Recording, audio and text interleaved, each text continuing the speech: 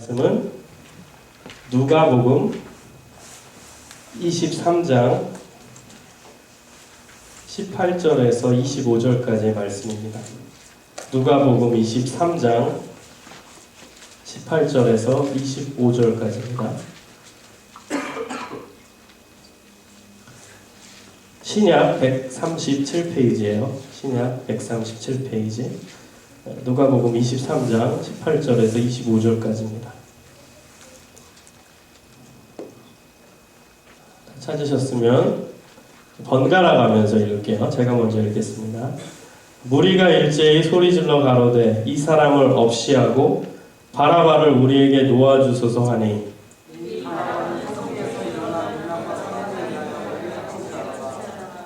빌라도는 예수를 놓고자 하여 다시 저희에게 말하되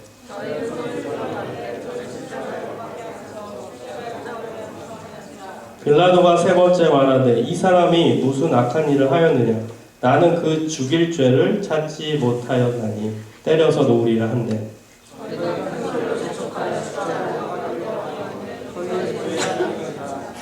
이에 빌라도가 저희의 구하는 대로 하기를 언도하고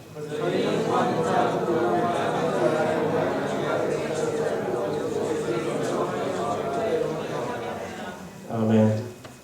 오늘 성경 말씀의 키워드는 19절에 나오는 성중입니다. 설렁. 자, 여러분, 제가 조금 전에 지금 우리가 사순절을 지내고 있다고 얘기했습니다. 다 알고 있었다. 솔직히. 이윤영 벌쩍 손드네. 진짜 알았어요? 자, 사순절이 뭐죠?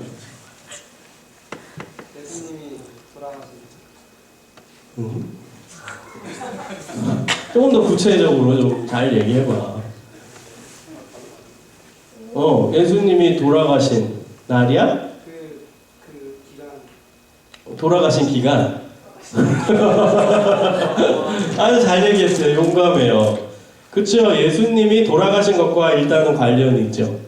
예수님의 십자가 돌아가시는 시점에서부터 그렇죠. 40일 전에. 그럼 왜 그걸 지킬까요? 기독교 절기로서 예수님의 십자가와 부활을 더 묵상하고 생각하는 의미로 기독교회가 제정해서 지키고 있습니다.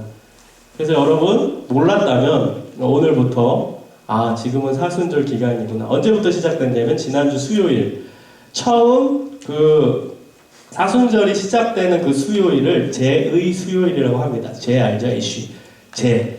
뭐 불타고 나고 그 제가 왜 나오냐면 옛날에 교회 전통에서는 제를 뿌리면서 자기 죄를 회개했습니다.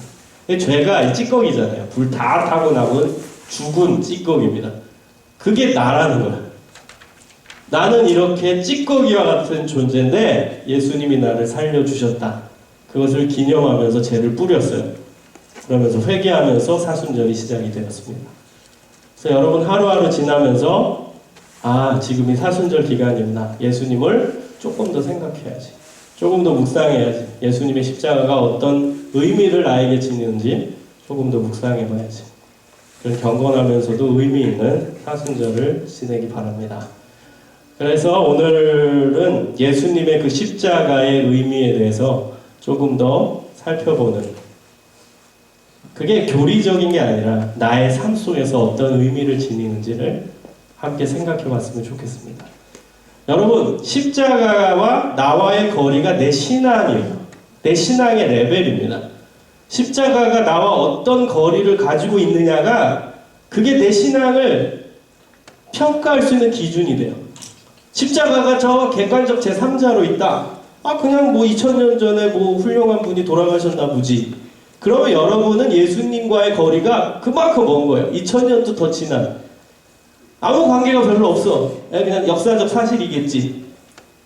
근데 그 십자가의 거리가 내 앞에 와 있어. 그 십자가는 나의 십자가야. 나의 죄를 위한 십자가야.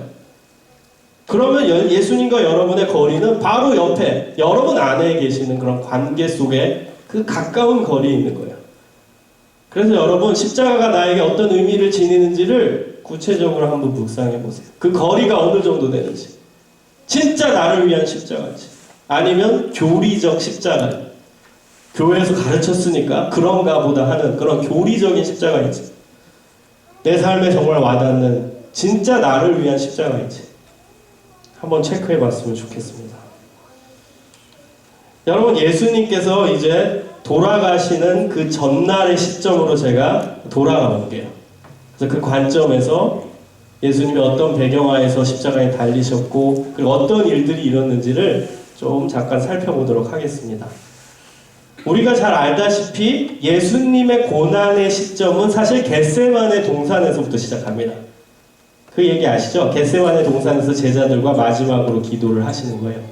예수님이 얼마나 두려우셨겠어요. 예수님은 100% 신인 동시에 100% 인간이셨어요. 인간이 가지고 있던 감정을 고스란히 다 가지고 있었어요. 여러분, 가장 불행한 사람이 누굴까요?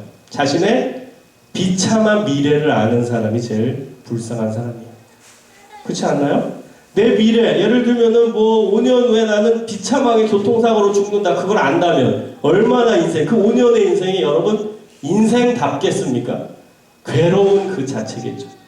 예수님은 미래를 보고 계셨어요. 자기가 어떤 죽음으로 죽을지를 미리 다 보고 계셨어요. 알고 있었어요. 그러니 여러분, 인간 예수의 입장에서 얼마나 괴롭고 두렵고 하나님이 원망스럽겠습니까? 그래서 제자들을 데리고 마지막 기도하러 가시는 거예요. 영적인 힘을 주세요, 하나님. 극복할 수 있게 해주세요. 그 혼자 기도하는 게 지치니까 제자들한테 같이 기도하자. 근데 그때까지만 해도 제자들은 아직도 감각이 없어요. 우리 예수님이 돌아가셔? 우리 예수님이 체포돼? 이해를 아직도 못한 상태.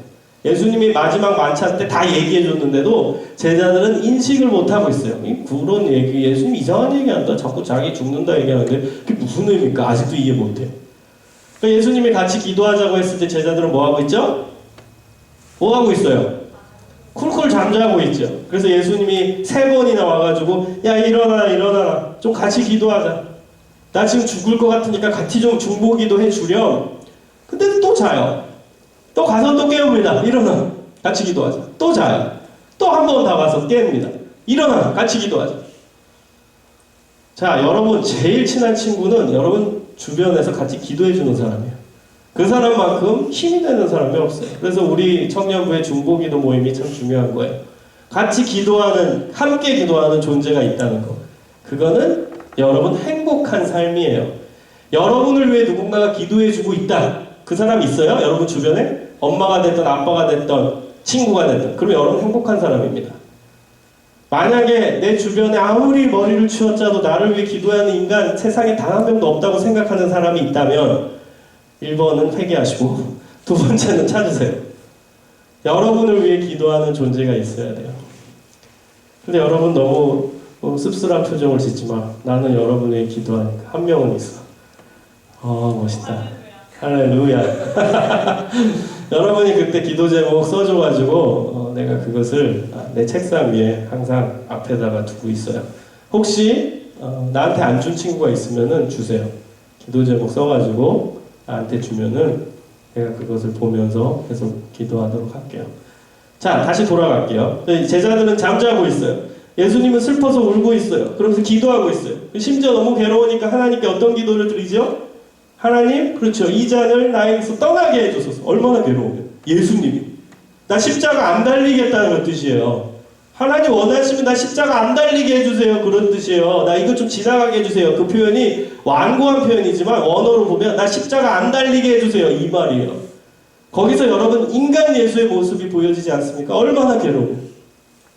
얼마나 안타까우며 얼마나 미래를 상상해 볼 때 자기가 받을 고난을 생각해 보니까 얼마나 아플까 상상해 보니까 인간으로서 당하기 싫은 거예요. 십자가 좀 안 지게 해주세요. 그렇게 기도해요. 그러나 또 예수님은 예수님이죠. 그러나 뭐라고 얘기해요? 나의 원대로 하지 마옵시고 아버지의 뜻대로 하소서. 그렇게 마무리하시죠. 자, 드디어 나쁜 놈들이 오죠. 그 나쁜 놈들은 어떤 무리였죠? 유대 지도자들이었죠. 그래서 대제사장이 보낸 병사들이었어요. 로마 병사가 아닙니다. 대제사장이 보낸 유대 병사들, 가솔이라고 그러죠. 자기 집에서 유대인 대제사장 집에서 경비를 쓰던 그 경비병들이에요. 그 사람과 유대 지도자들이 와가지고 예수님을 잡으러 온 거예요. 그래서 예수님을 너무 기니까 제가 중간중간 중요한 부분만 얘기할게요. 그래서 예수님을 잡아갔어요. 그리고 공회라는 데 세워서, 그 공회가 유대 재판장입니다. 유대인들끼리 모여가지고 국회 같은, 예전에는 그 입법부, 사법부, 행정부가 나눠지지 않고 함께 있었어요. 유대사회에서. 그래서 이 공회가 모든 재판권, 뭐 입법권 다 갖고 있었어요. 그 공회를 긴급 소집한 거예요. 그래서 정치가들도 왔어요. 유대 정치가들. 재판하는 사람들 다 모였어요. 그래가지고 이제 예수님 재판이 시작됩니다. 여기서 결론 낸 예수님의 죄명이 뭐였어요? 네. 신성모독죄요. 두 가지라고 우리 수련회에서는 잠깐 언급했어요. 두 가지 뭐요? 하나는 신성모독죄. 또 하나는 그렇지. 그거를 조금 더 확대하면 그렇지. 율법 파기죄입니다. 그래서 예수님께 언도된 죄의 몫이 바로 신성모독죄. 자기가 하나님의 아들이라 했다는 거죠. 그 다음 두 번째가 안식일날 막 병자들을 치유한 거예요. 그래서 저 사람은 율법을 파기한 사람이다. 해서 율법 파기죄입니다. 그럼 구약 성경에 안식일을 범한 죄와 신성모독죄의 결과는 뭐예요? 어떤 형벌이 내리죠? 사형이에요. 사형. 성경에서는요, 특히 이제 구약의 율법에서는요, 하나님의 이름을 모독하는 행위는 사형이었어요. 그래서 구약적인 그 율법을 지네끼리 껴맞춰가지고 예수님 저 사람은 저건 메시아도 아니고 저거는 선지자도 아니고 저건 사형법에 해당되는 범죄자다. 그렇게 결론을 내린 거예요. 자, 근데 그 당시 정치적 배경에서 로마가 이스라엘을 지배하고 있던 사회입니다. 그래서 단 한 가지 공회에서 의결할 수 없는 권한이 있었는데 그게 바로 사형에 대한 의결이었어요. 예수님은 사형을 언도받았지만 그 안에서 죽일 수가 없어요. 로마가 지배하고 있었기 때문에. 사형권은 안 줬어요. 로마 자치정부에. 유대 자치정부에 안 줬어요. 그래가지고 머리를 굴리죠. 유대 지도자들이. 어떻게 하면 좋을까? 어떻게 하면 저 예수를 죽게 만들까? 그래서 날이 새자 다음날 아침에 이 유대 지도자들이 누구를 찾아가죠? 로마의 그 당시 총독, 그 지역을 관할했던 로마의 총독 누구요? 빌라도한테 가게 되는 것입니다. 그래서 빌라도한테 처음에는 설명을 하죠. 이 사람은 우리의 문화 속에서 율법이라는 걸 없애버렸고 그 다음에 하나님을 자기와 동등시 여기는 신성모독죄를 졌습니다. 라고 고발을 하는 거예요. 근데 빌라도는 그걸 알아요? 몰라요? 전혀 모르죠. 왜요? 로마인이잖아. 로마인에게는 하나님이 누군지도 모르고 로마인에게는 율법이 뭔지도 모르는 거예요. 그래서 죄가 안 됐어요. 유대 지도자들이 다시 모인 거야. 이거 어떡하지? 저 빌라도가 전혀 꼼짝도 안 하네. 뭔 소리 하는지도 모르고 있네. 율법이 뭔지도 모르고 신성모독죄가 뭔지도 모르네. 그래서 머리를 썼어요. 그래서 23장 2절을 보세요. 오늘 본문이 담겨져 있는 23장 2절을 한번 보겠습니다. 자, 읽어볼게요. 시작.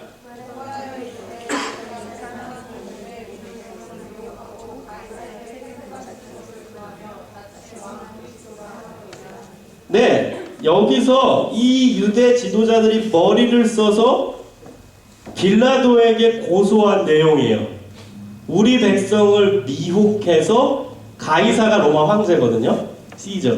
가이사한테 세금 바치는 것을 금했습니다. 이거 무서운 범죄죠.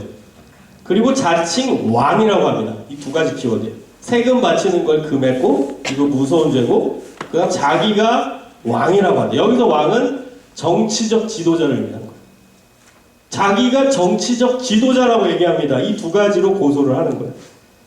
자, 그럼 여러분 루터가 그런 말을 했어요. 성경을 해석할 때 가장 좋은 방법은 성경이 성경을 해석하는 거라.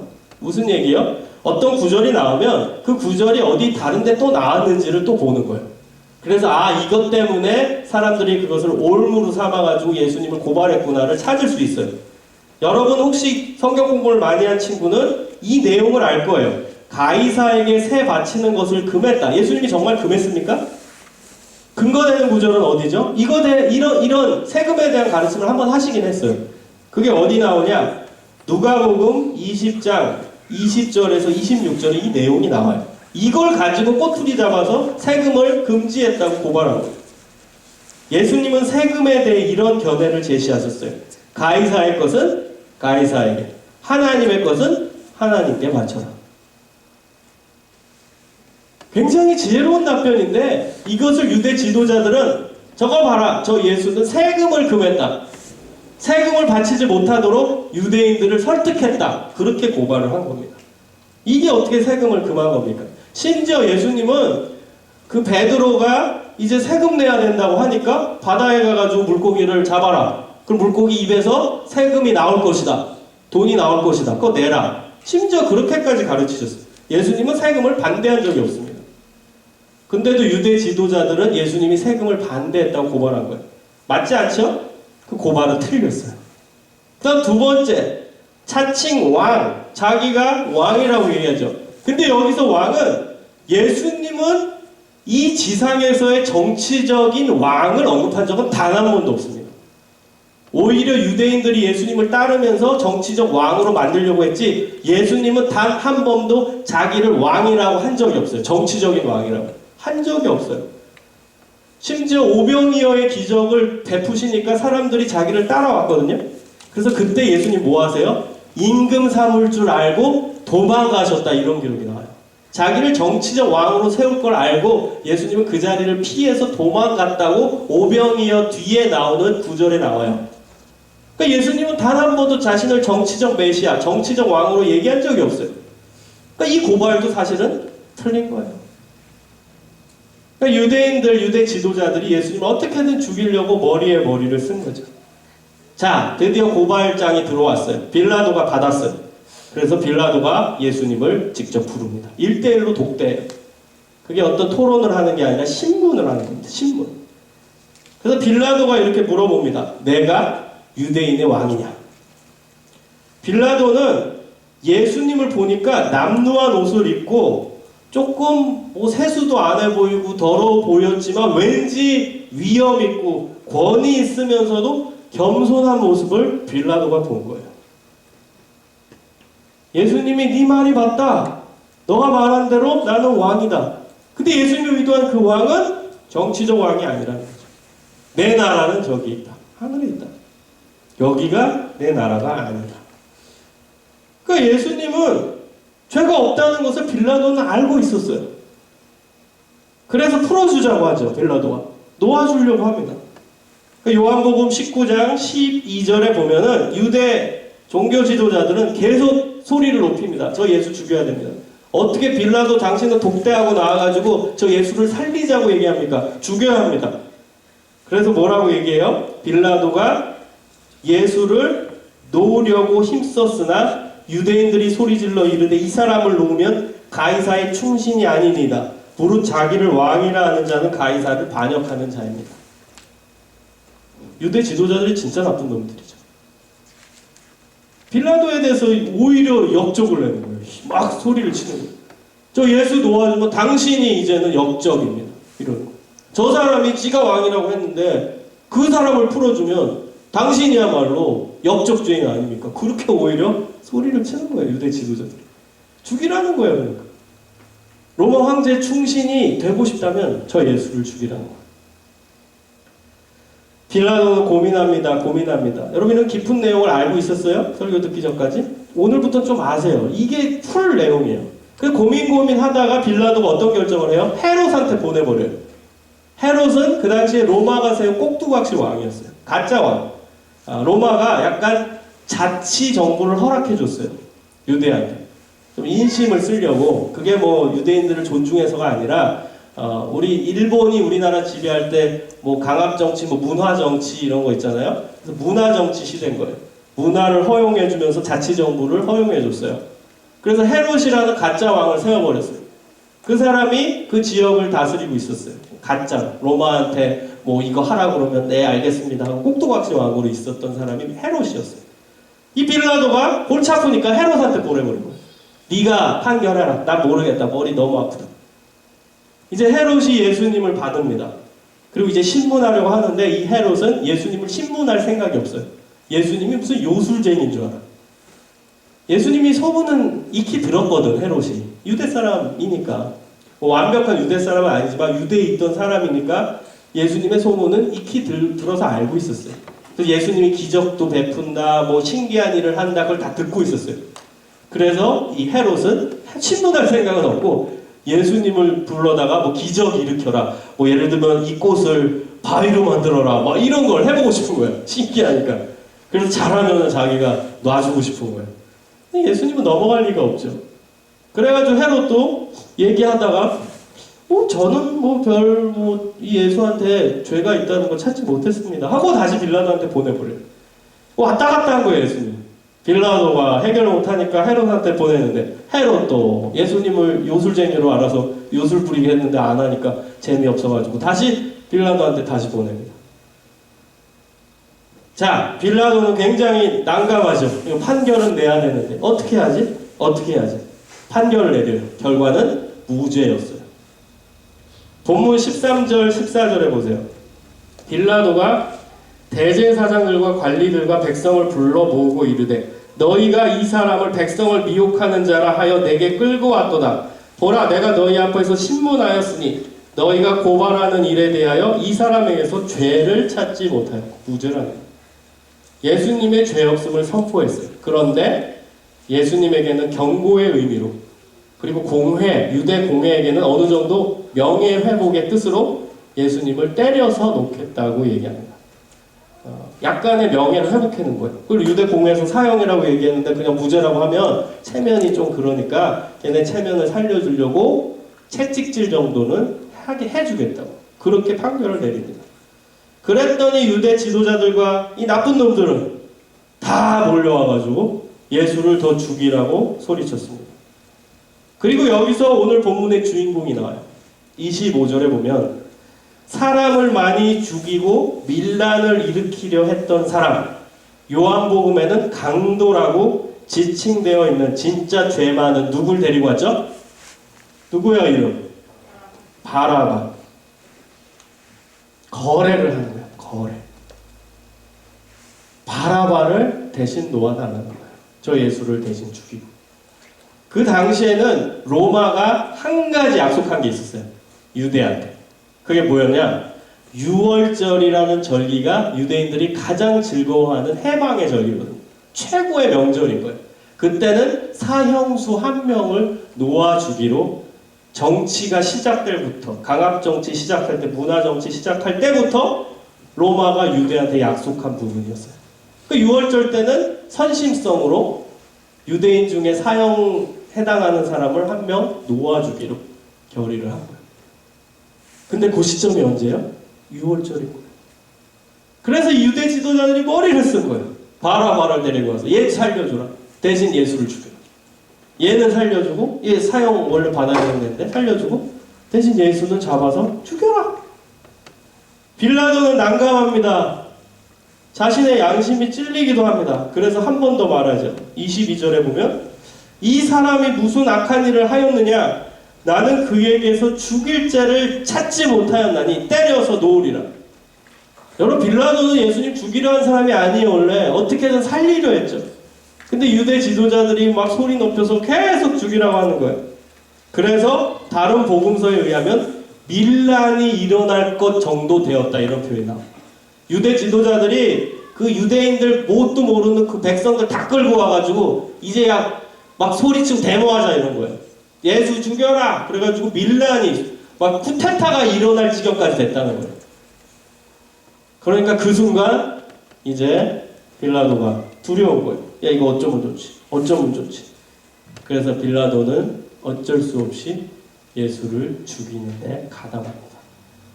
사형을 언도하게 됩니다. 이게 예수님이 잡히실 때부터 사형 언도받을 그 당시에 다시 재현을 해낸 겁니다.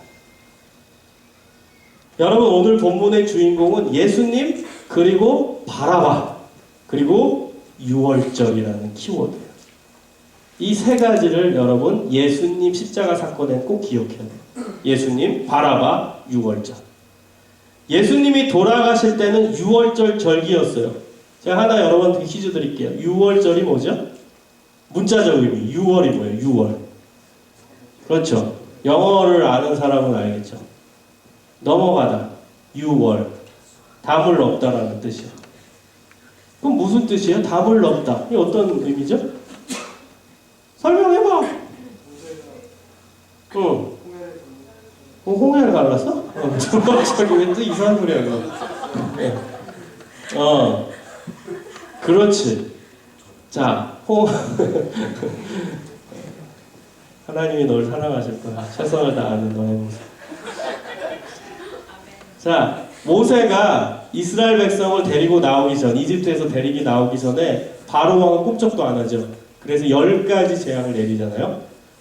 10가지 재앙 외우는 사람 아무도 없지. 피. 순서대로 해야 돼. 난 이렇게 외워서 피, 개이, 파, 악도구, 매흑, 장자주고 이렇게 외워서 피, 개는 뭐야?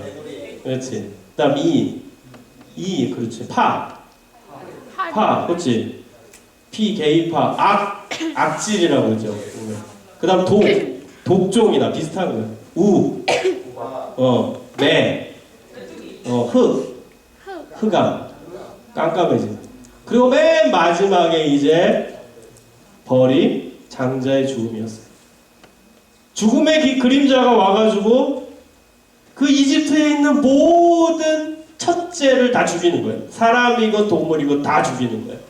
자, 그렇게 되면은 유대 사람들의 집도 거기 있는데 노예로 살았으니까 다 죽을 거 아니에요. 그래서 하나님이 방법을 한 가지 준 게 뭐예요? 양을 죽여라요. 양을. 이게 여러분 핵심입니다. 그냥 피를 바르는 게 아니에요. 우리는 그냥 뭐 지나가다 죽은 그 동물 그냥 아무 피나 갖고 와가지고 바르는 전혀 그 의미가 아닙니다.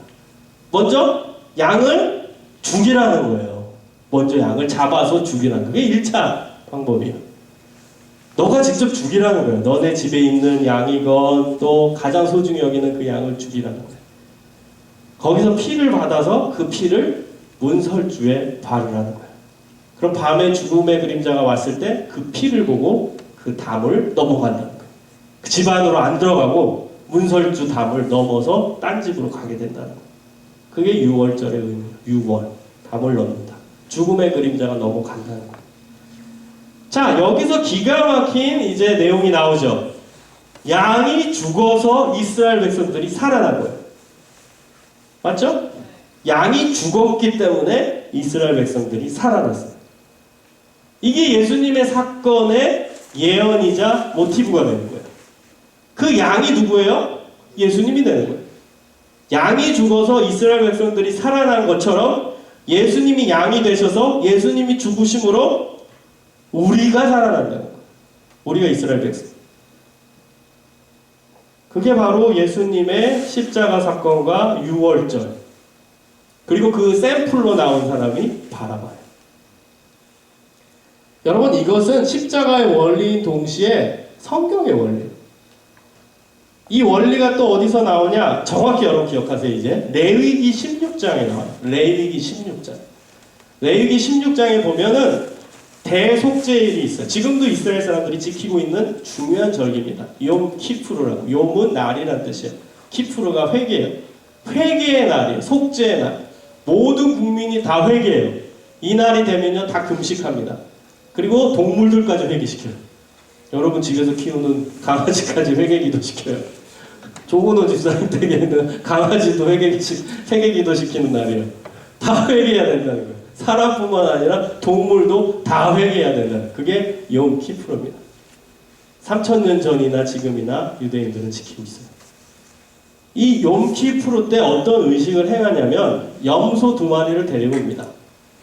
염소 2마리. 뭐 그 중에 뭐 잘생긴 애, 뭐 튼튼한 애가 아니에요. 그냥 아무거나 데리고 와요. 그리고 그 중에서 깨끗한 애만 뭐 풀어주는 게 아니라 그냥 무작위로 둘 중에 하나를 정하는 거예요. 먼저 살려주는 게 아니에요. 하나를 정해서 아주 비참하게 죽여요. 한 마리 염소. 그리고 한 마리 남은 그 염소는 자유를 줍니다. 광야로 내보내요. 이제는 자유다.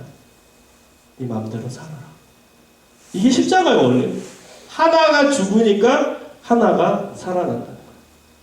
이건 구약에서도 계속 예표되어 있고 예언이 되어 있는 성경의 원리예요. 누군가가 죽어야 다른 게 살아난다. 희생이잖아요. 희생. 요한복음 12장 24절에 보면은 한 알의 밀이 땅에 떨어져 한 알 그대로 있으면 그게 끝이에요. 그러나 죽으면 많은 열매를 맺느니라. 이게 기독교의 역설이에요. 죽어야 딴 게 살아나요. 내가 죽어야 공동체가 살아나. 이 기독교의 원리예요. 죽어야 사는 거예요. 누군가가 사는 거예요. 자, 이제 여러분 마지막 키워드 바라바. 이제 여러분이 바라바가 되십시오. 바라바. 여러분은 사형을 언도받았어요. 이제 죽을 날이 얼마 남지 않았어요. 사형수에게 가장 두려운 게 뭘까요? 죽음이죠. 근데 더 두려운 것은 그게 언제 올는지 모른다는 거. 날짜를 안 정해줍니다. 여러분 그게 얼마나 사람을 진짜 피말리는 건지 몰라요. 오늘 아침에 죽을지 모르고 내일 죽을지 모르고 안 죽어 계속 한 1년 지나. 사형을 언도받고선 미니멈으로 보통은 1년, 2년 지나갑니다. 그러면 그 하루하루가 언제 죽지 괴로운 거예요. 그 두려움이 더 큰 두려움이에요. 죽음보다. 언제 죽을지 모른다는 두려움. 바라바 입장이 돼보세요. 언제 죽을지 모르는 두려움. 엄습해오죠. 희망이 있겠습니까? 살아날 희망 전혀 없죠. 난 죽었어. 그리고 바라바는 죽어도 마땅한 인간이에요. 사람을 많이 죽인 사람이에요. 강도예요. 나쁜 사람이에요. 그럼 죽어도 마땅한 사람이에요. 그러니 그냥 조금 양심의 가책이 있었다면 바라바가 난 죽어도 마땅해. 이제 죽음을 기다리자. 이랬겠죠. 살아날 생각은 도저히 안 했을 거예요. 누가 살려줍니까? 그 나쁜 사람. 근데 어느 날 옥문이 열리고 나오라고 하는 거예요. 너 살아난다. 예수라는 인간이 대신 너 위해 죽는다. 너 나가라. 모델이에요. 샘플. 그 바라바가 누구예요? 우리. 샘플을 보여주신 거예요. 예수님이 죽으니까 진짜 바라바는 자기 죄 많은 인간인데 예수란 인간 때문에 자기 살아난 거 맞잖아요. 샘플로 보여주신 거예요. 하나님이. 그 바라바가 바로 우리라는 거예요. 우리. 예수님이 죽으니까 내가 살아나. 바라바는 진짜 나쁜 놈인데 나도 진짜 나쁜 놈인데 진짜 죄인인데 예수님이 살리셨구나. 여러분 십자가가 여러분 삶에 어떤 의미로 다가옵니까? 교리적 십자가입니까? 아니면 내가 진짜 오늘 본문에 나온 바라바입니까? 내가 바라바가 돼야 돼요. 그래야 십자가가 나와 상관이 있는 거예요. 예수님의 죽음이 나에게 의미가 있는 거예요. 큰 의미. 내 인생의 가장 중요한 의미가 되는 거예요. 여러분에게는 십자가 어떤 의미입니까? 그냥 지겹도록 듣는 아이고 따분하는 그런 얘기입니까? 아니면 조금 모태신앙으로서 양심의 가책은 있어도 십자가라는 단어가 나오면 어떻게든 묵상해서 눈물 한 방울이라도 흘리려고 쥐어짜내는 십자가입니까? 아니면 진짜 여러분 십자가를 생각할 때 맞다. 내가 바라바지. 난 죽을 수밖에 없는데 예수님이 날 살려주셨구나. 그 십자가입니다. 십자가가 여러분 삶의 가장 큰 의미로 다가오기를 간절히 축원합니다. 여러분 십자가가 여러분을 살렸음을 믿습니까? 예수 그리스도의 그 십자가의 피가 여러분을 살렸고 저를 살렸습니다. 믿으십니까? 그게 가장 큰 여러분 인생의 성취예요. 공부 잘하는 거요? 공부 잘해서 뭐 할래요? 박사학위 따서 뭐 할래요? 좋은 직장 가서 뭐 할래요? 그게 다한 것 같아요? 지금은 다 같이 보이죠? 그게 내 인생의 제일 큰 목표같이 보이죠? 아무것도 아니에요. 대보세요. 그럼 또 다른 산이 또 다가오죠. 여러분 인생의 제일 큰 성취는 예수님을 만난 거예요. 예수님을 알게 된 거예요. 그 십자가를 발견한 겁니다. 그거보다 귀한 건 없어요. 그게 가장 가치 있는 일이에요. 여러분 십자가, 나의 십자가, 여러분의 십자가, 그 십자가를 붙들고 이 세상을 승리하며 살아가기를 간절히 축원합니다. 이 사순절 기간에 정말 예수님을 생각하며 그 십자가의 사랑으로 회복되며 그 십자가 붙들고 살아가는 믿음의 청년들이 되기를 주님의 이름으로 축원합니다. 우리 함께 간절히 기도하겠습니다. 눈을 감고 여러분 집중해서 우리 함께 기도하는